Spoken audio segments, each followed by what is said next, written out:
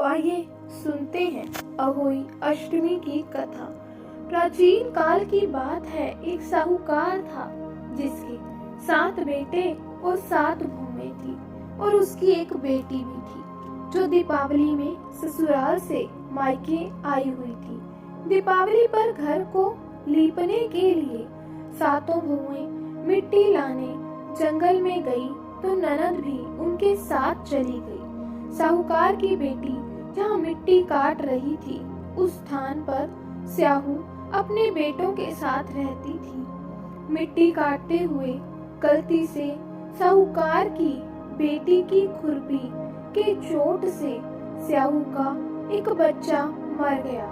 इस पर क्रोधित होकर स्याहू बोली, मैं तुम्हारी कोख बांधूंगी। स्याहू के वचन सुनकर साहूकार की बेटी अपनी 7 भाभियों से एक एक कर विनती करती है कि वह उसके बदले अपनी कोख बंधवा ले। सबसे छोटी भाभी ननद के बदले अपनी कोख बंधवाने के लिए तैयार हो जाती है। इसके बाद छोटी भाभी के जो भी बच्चे होते हैं वे 7 दिन बाद मर जाते हैं। 7 पुत्रों की इस प्रकार मृत्यु होने के बाद उसने पंडित को बुलवाकर इसका कारण पूछा।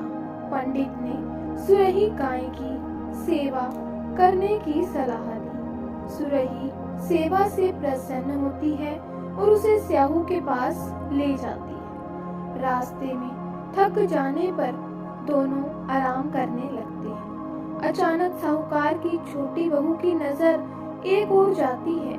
वह देखती है कि एक सांप गरुड़ पंखनी के बच्चे को डसने जा रहा है और वह सांप को मार देती है। इतने में गरुड़ पंखनी वहां आ जाती है। खून बिखरा देखकर उसे लगता है कि छोटी बहू ने उसके बच्चे को मार दिया। इस पर वह छोटी बहू को चोंच मारना शुरू कर देती है। छोटी बहू इस पर कहती है कि उसने तो उसके बच्चे की जान बचाई है। गरुड़ पंखनी इस पर खुश होती है। सुरही सहित उन्हें स्याहू के पास पहुंचा देती है।